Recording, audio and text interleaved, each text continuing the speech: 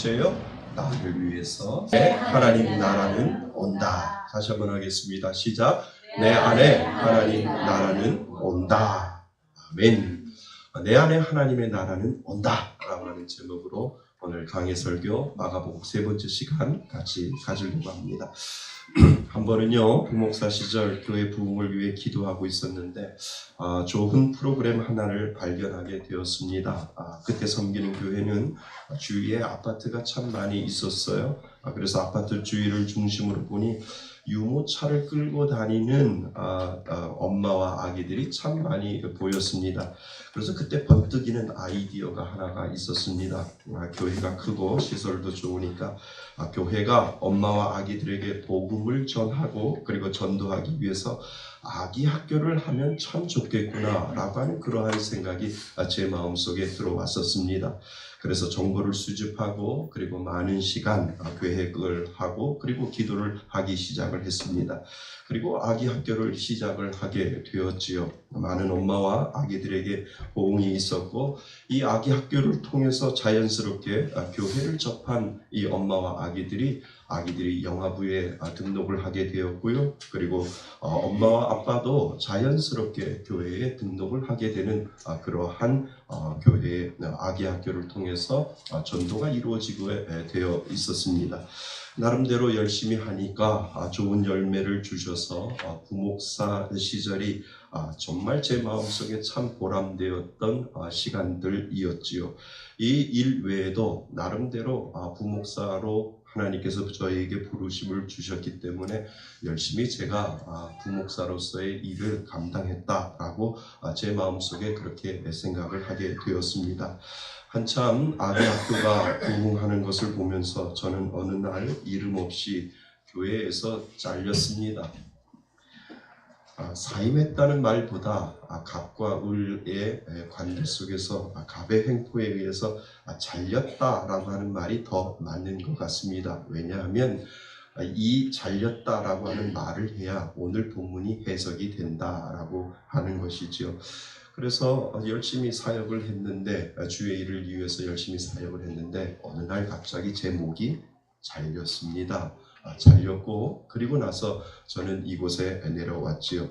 그리고 그 이후 제가 했던 모든 일들이 폄하되기 시작을 합니다. 그 당시 참 속상했었어요. 그동안 부목사로 섬겼던 모든 일들이 아무것도 아닌 것처럼 치부되어 버리고 정말 인간적인 마음으로 서운한 마음이 제 마음속에 그 당시에 얼마나 많이 들어왔는지요. 뭔가 바라는 일은 아니지만 주를 위해서 충성하고 열심을 다해 믿음의 길을 걸어가면 하나님이 위로해 주시고 그리고 좋은 은혜의 길로 위로해 주시고 인도해 주시는 것, 그것이 어떻게 보면 우리가 가지고 있는 믿음이라고 하는 보상이 아닐까 우리는 생각을 하게 됩니다. 그런데 아무것도 아닌 것처럼 끝나버린다면 인간적인 마음으로는 참 서운합니다. 처음에는요, 사람에게 그렇게 서운하다가요, 시간이 지나면 누구에게 서운할까요? 하나님 앞에 서운해요. 하나님의 일을 한다고 열심히 했는데, 하나님의 일을 한다고 저는 나름대로 열심히 했는데, 하나님 이게 뭡니까? 라고 하는 그 마음이 하나님 앞에, 그래서 처음에는 사람에게 그렇게 마음이 향하다가 나중에는 하나님 섭해요. 그러시면 안 되잖아요. 라고 하는 그 마음이 하나님께로 향하게 된다라고 하는 것이죠. 여러분도 이런 경험이 있지 않습니까? 뭔가 열심히 했는데 나에게 돌아오는 건 아무것도 아닌 것처럼 어떻게 보면 내가 했던 일 자체도 평가절하해서 사람들이 입소문에 그 사람이 했던 것은 좋지 않아 라고 하는 그러한 경험도 여러분들도 분명히 하지 않았을까 라고 하는 생각이 들게 됩니다.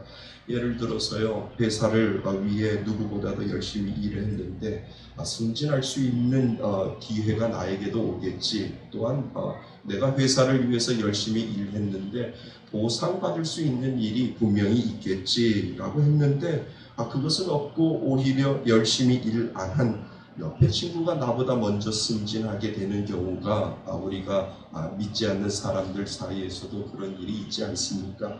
교회도 마찬가지 아니겠습니까? 교회 직분이 계급은 아니지만 열심히 일했으니 장로 투표에서 많은 분들이 나를 밀어주겠지라고 뚜껑을 열어보니까 내가 장로로 선출되는 것이 아니라 열심히 일 안 한 옆에 친구가 장로로 선출되는 경우가 있습니다. 이런 경우를 우리가 당하게 되게 되어 있지요. 여러분, 인생을 살다 보면 교회 안이나 교회 밖이나 이런 일들이 비일비재합니다. 그럴 때 여러분들의 마음은 어떡하겠습니까? 섭섭하겠지요. 그리고 서운하겠지요. 그리고 속상하겠지요. 그리고 더 나아가 그 마음속에 누구에게도 이야기하지 못하는 분노가 여러분들의 마음속에 분명히 있지 않겠습니까? 성경에는 이런 부분에 대해서 어떻게 말해줄까요? 성경에도 분명히 저와 여러분이 경험했던 상황들이 분명히 성경 안에도 있습니다.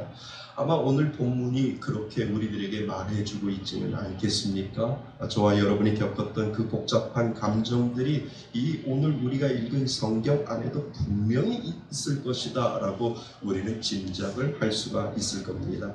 그리고 그 감정을 하나님이 어떻게 해결해 주시는지 오늘 본문은 우리들에게 말해주고 있다라고 하는 겁니다. 그래서 오늘 우리는 그 본문 안으로 들어가야 보아야 합니다. 오늘 우리가 처음 맞이하는 본문은 그냥 지나칠 수도 있어요. 그냥 마가복음을 읽다가 그냥 이렇게 이 부분에 대해서 우리가 지나칠 수도 있는데, 한 주간 동안 제가 이 말씀을 묵상하면서 제 마음속에 머물렀던 부분이 바로 무엇이냐 하면, 오늘 우리가 읽었던 14절 말씀 같이 한번 볼까요? 14절 말씀에 우리가 아까 읽었던 14절 말씀 다시 한번 읽어보겠습니다. 시작. 요한이 잡힌 후 예수께서 갈릴리에 오셔서 하나님의 복음을 전파하여. 이 부분을 그냥 읽을 때 그냥 지나칠 수도 있습니다. 그런데 제 마음속에 머물러 있던 이 한 단어는 무엇이냐 하면 요한이 잡힌 후라고 하는 이 문장이 제 마음속에 계속해서 머물러 있었습니다. 이 말은 어쩌면 아무 의미 없이 그냥 지나칠 수 있지요. 그러나 우리는 이 부분에 대해서 생각해 보아야 합니다. 세례 요한이 잡혔다라고 하는 것은요, 더 이상 주의 일을 하지 못한다라고 하는 의미가 그 안에 들어있고요, 더 이상 하나님의 일이 막혔다라고 하는 의미가 그 안에 들어있습니다. 여러분, 세례 요한이 잡힌 이유를 저와 여러분은 알고 있지 않습니까? 그 당시 로마에서 이스라엘 갈릴리 지역을 다스리는 분봉 왕이 있었는데, 그 왕이 바로 헤롯 왕입니다. 헤롯 안티바스라고 하는 왕이지요. 그가 자기 동생 아내, 지금으로 말하면 제수씨지요. 제수씨를 자기 부인으로 만들어 버렸습니다. 그래서 세례 요한은 그 결혼을 잘못된 것이라고 아주 공개적으로 비판하고, 그것은 하나님 앞에 잘못된 것이고 죄입니다 라고 세례 요한이 그렇게 외쳤습니다. 헤롯은 그것을 못마땅하게 생각했지요. 그런데 더 못마땅하게 생각한 여인이 있었습니다. 헤롯의 부인이 된 그 헤로디아가 세례 요한에게 아주 이를 갈았습니다.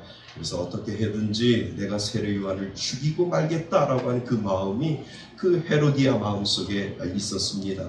때는 왔지요. 헤롯 생일날 헤로디아 딸이 왕 앞에 춤을 추고 어떤 선물이라도 주겠다라고 하는 약조를 받아냅니다. 왕 앞에서 춤을 춘 그 딸은 엄마 헤로디아의 말을 듣고 그리고 세례 요한의 목을 요구합니다. 결국 그 말 한마디에 세례 요한은 쓸쓸히 목이 잘려나가게 되었습니다. 여러분, 한번 생각해 보시지요. 요한의 제자들은 목 없는 스승의 시신을 가져다가 장사를 지내는 그러한 모습을 한번 생각해 보시지요. 심정이 혼란하지 않았겠습니까? 하나님의 일을 하신 스승이 이렇게 목 없는 시신을 우리가 데려다가 모셔다가 장사를 지내야 된다라고 하는 그 세례 요한의 제자들의 마음을 우리는 한번 생각해 볼 필요가 있습니다. 어떤 제자들은 하나님이 계시다면 왜 이렇게 훌륭한 분을 죽도록 내버려 두느냐라고 하나님 앞에 하소연하지 않겠습니까? 이게 뭔가 주를 위해 열심히 일한 대가가 고작 목 없는 시신인가 라고 하는 그러한 생각을 이 세례 요한의 제자들은 아마 그렇게 생각을 했었을 겁니다. 여러분, 우리의 기대와는 전혀 다르지 않겠습니까? 주를 위해 충성하고 열심을 다해 믿음의 길을 걸어가면 하나님이 복을 주셔서 안 되는 일도 잘 되어야 하고 영광과 찬사도 받아야 되는 것이 바로 우리가 생각하는 믿음의 길 아니겠습니까? 그런데 성경은 참 유감스럽게도 우리의 기대를 외면해버리는 것 같이 보입니다. 제가 서두에 말씀드렸듯이 그 서운한 감정들과 여러분이 인생을 살면서 느꼈던 그러한 서운한 감정들보다 어쩌면 세례 요한과 세례 요한의 제자들은 더하면 더했지 덜 하지 않았을 것이다 라고 하는 생각을 오늘 본문 안에 우리는 느낄 수 있을 겁니다. 쓸쓸히 감옥에서 목이 잘려나가는 자신의 모습을 보면서 나는 이렇게 한 여인의 춤값에 불과하지 않는가, 한 여인의 춤값으로 내 목이 잘려나가지 않는가 라고 하는 그러한 생각을 가지고 죽음을 맞이하는 세례 요한의 마음을 생각한다면 제가 서두에 말씀드렸던 그 마음과 그 서운함과 그러한 속상함보다도 세례 요한은 더했다라고 하는 것을 우리는 알 수 있습니다. 여러분, 사실 성경에 이러한 일들이 비일비재합니다. 열심히 일하면 복을 받고 열심히 일하면 하나님이 축복해 주실 수 있겠지만 이렇게 우리의 섭섭한 서운함과 그리고 속상함을 뒤로 하고 그냥 쓸쓸히 그냥 떠나가 버리는 그러한 모습들이 성경 안에는 분명히 있다라고 하는 것이죠. 그렇다면 여러분, 과연 우리는 무엇을 통해 위로를 받을 수 있을까요? 이런 상황에 있을 때 과연 우리를 위로할 것은 무엇인가? 그 한마디가 바로 그 다음 성경 구절 안에 들어있음을 우리에게 하나님은 말씀해주고 있다라고 하는 겁니다. 우리가 아까 읽었던 15절 말씀인데요. 15절 말씀 같이 한번 읽어볼까요? 15절입니다. 시작. 이르시되 때가 찼고 하나님의 나라가 가까이 왔으니 회개하고 복음을 믿으라 하십니다. 아멘. 여러분, 오늘 본문에서 우리들에게 말해준 이 세례 요한이 잡힌 후에 하나님께서 찾아왔던 한마디가 무엇이냐 하면 때가 찼다라고 지금 이야기를 하고 있다는 것이죠. 요한이 잡힌 후 어떻게 보면 속상한 것을 넘어 억울하고 분노가 치밀어 올 수 있는 상황에서 우리 예수님이 등장하고 있는 장면을 우리는 지금 읽고 있는 겁니다. 예수님은 30세의 목수의 아들로 지내다가 이제 세상에 자신을 드러내시고 일을 시작하실 때 예수님께서 첫마디를 던져 놓으셨는데 그 첫마디가 무엇이냐 하면 때가 찼다라고 지금 예수님께서 말씀하고 계신다는 겁니다. 그리고 하나님의 나라가 가까웠고 그리고 회개하고 복음을 믿어라라고 예수님께서 지금 말씀하고 계신다는 겁니다. 여러분, 우리가 알고 있듯이 여기서 말하는 때는 단순히 시간적인 의미는 아닐 겁니다. 분명히 그 때는 의미적인 시간으로 우리는 이해할 수 있습니다. 예를 들어서 축구 경기를 전후반 90분 동안 하잖아요. 그 90분은 시간적인 의미일 겁니다. 무의미하게 90분 동안 공만 왔다 갔다 하는데 그런데 승리의 쐐기를 박는 한 점의 공을 넣는 순간 그 순간은 다른 어떤 순간보다 아마 의미 있는 시간으로 다가올 것입니다. 그래서 골을 넣을 때 물어보지요. 언제 골이 들어갔는데? 라고 물어보지 않습니까? 그러면 후반 10분쯤 돼서 골이 들어갔어? 라고 이야기를 하지요. 그때 그 시간은 정말 축구 경기 위에 있어서 의미 있는 시간이 될 것입니다. 이와 같이 예수님이 말씀하시는 때는 때가 찼다라고 하는 것은 시간적인 의미가 아니라 어떤 사건의 의미적인 의미가 그리고 어떤 의미적인 순간이 다가오고 있다라고 하는 것을 우리들에게 가르쳐주고 있습니다. 여러분, 세례 요한처럼 더 이상 일이 안 되고 그리고 그 일이 막혀버려서 다 끝나버린 것처럼 보이는 일들이 우리들에게도 분명히 있지 않겠습니까? 포기해야 하나, 그냥 그만두어야 하나 라고 하는 생각이 분명히 세례 요한처럼 우리가 인생을 살아갈 때 막힐 때가 있습니다. 내가 여기서 머물러야 하나, 내가 여기서 포기해야 하나, 내가 가지고 있던 이 모든 것들을 다 내려놓아야 하나 라고 하는 그러한 생각이 우리들에게도 분명히 있다라고 하는 것이죠. 그럴 때 우리에게 주시는 위로는 무엇일까? 여러분, 때가 찼다라고 하는 말은요, 내가 힘들어할 때도 하나님은 여전히 나를 위해서 일하고 계신다라고 하는 사실입니다. 어쩌면 내가 절망 가운데 있을 그때에도 나를 위한 하나님의 때는 여지없이 다가오고 있다라고 하는 의미가 그 안에 들어있다라고 하는 것이죠. 내 안에 여전히 복잡한 감정들이 교차할 때도 하나님은 그때를 만들기 위하여 지금도 일하고 계신다라고 하는 사실이 우리들에게 위로로 다가오고 있다라고 하는 겁니다. 그러니까 우리는 그것을 믿음의 눈으로 끝까지 바라볼 줄 알아야 하지요. 결국 나를 위해 하나님은 때를 준비한다고 하는 것이 바로 믿음이 되는 것이고, 그 믿음이 하나님이 찾아오실 그 때를 기다리며 하나님의 때가 나에게도 찾아올 줄 믿습니다라고 하며 믿음으로 기다리고 있는 것, 그것이 바로 진정한 믿음임을 신앙은 우리들에게 가르쳐주고 있습니다. 저희 아들이 어렸을 때요, 어느 날 로봇 장난감을 사달라고 아빠인 저에게 칭얼 대고 있었습니다. 다른 친구들이 가지고 있는 좋은 장난감하고 자기가 가지고 있는 고물 장난감을 비교해 보니까 마음속에 많이 속상했던 것 같습니다. 몇 번이나 졸라대는 아들의 일그러진 얼굴을 보는 순간 사주지 않을 수 없겠구나 라고 하는 생각이 들었습니다. 그러나 모른 척하고 사주겠다는 대답을 아이에게 하지 않았습니다. 간절히 기다리다 얻어야만 더욱 값진 값어치를 깨달을 수 있기 때문에 좀 시간을 끌었던 것이죠. 며칠을 로봇 장난감 사달라고 아들은 울기도 하고요. 그리고 저에게 장난감 노래를 부르기도 했었습니다. 저는 이제 2-3일 안으로 좀 사주어야 되겠다라고 하는 생각을 하게 되었죠. 또 마음속에 제가 그러한 결정을 했습니다. 저 녀석에게 그래도 한 이틀 후에는 좀 좋은 장난감을 사줘야지라고 하는 그러한 생각을 제 마음속에 하고 있었습니다. 그런데요, 저는 아들을 위해 이런 생각을 하고 있었는데 정작 이 녀석은 지쳤는지 포기한 것인지 그 다음 날부터 졸지 않는 거예요. 더 이상 고치지도 않는 것이지요. 그래서 여러분, 그때부터 오늘까지 저는 아들에게 그 장난감을 사주지 않았습니다. 무슨 의미인지 아시죠? 때가 찼다. 지금 예수님이 저와 여러분들에게 선포하시는 겁니다. 언젠간 너에게도 분명 의미 있는 때가 올 것이다 라고 선언하는 것입니다. 그러니 하나님 나라가 가까웠으니 그것을 오늘 믿어라. 그 믿음 가지고 네가 살 때 그 믿음의 때가 하나님의 의미 있게 너에게도 다가온다라고 예수님께서 오늘 저와 여러분들에게 선언하고 계신다는 겁니다.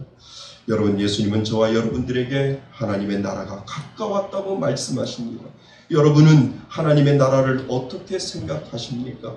하나님의 나라는 우리가 죽어서 가는 곳이기도 하지만 또한 현재도 우리 안에 이루어지고 있는 것, 그것이 바로 하나님의 나라임을 우리들에게 성경은 가르쳐주고 있습니다. 그래서 예수님은 하나님의 나라는 볼 수 있게 임하는 것이 아니요 또 여기 있다 저기 있다 못하리니 하나님의 나라는 어디 있다고요? 하나님의 나라는 우리 안에 있다라고 성경은 이야기하고 있습니다.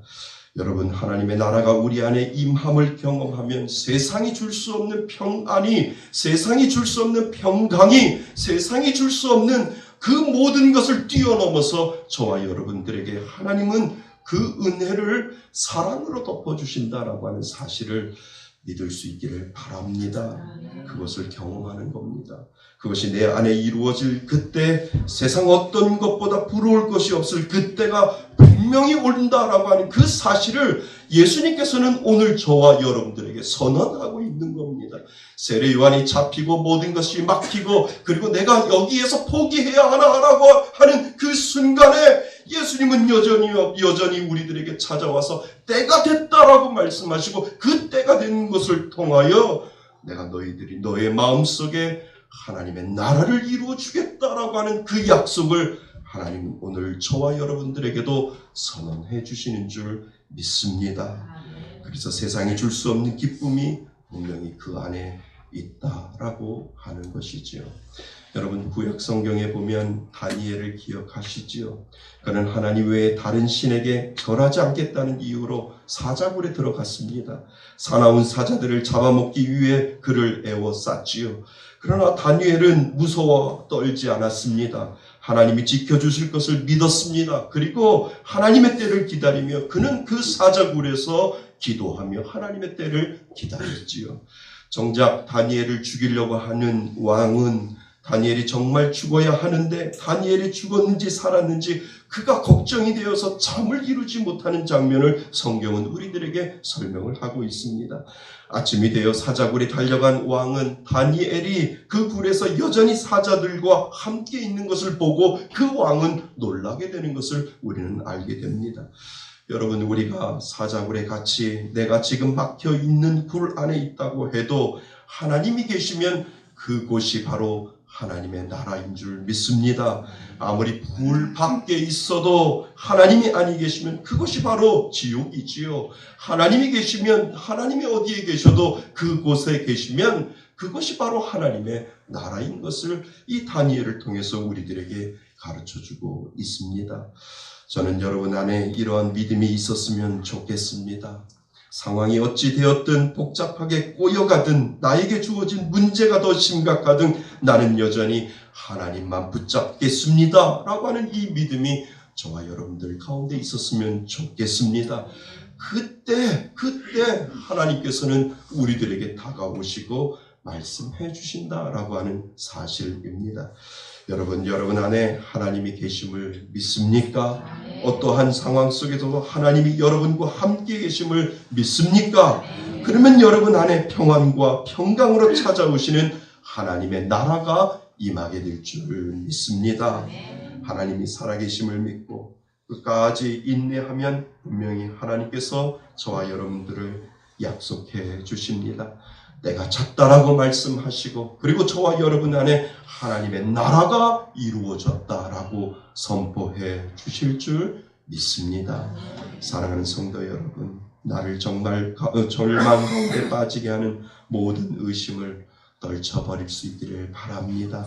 그리고 내 안에 불평과 불만이 있는 모든 복잡한 감정에서 회개하고 하나님 앞에 돌아서면 그리고 진정 주님이 주시는 복음 안에 머물러 있으면 언젠가는 하나님께서 때가 찼다라고 말씀하시며 저와 여러분들에게 다가오실 줄 믿습니다. 그때 저와 여러분들 가운데 하나님의 나라는 이루어질 줄 믿습니다.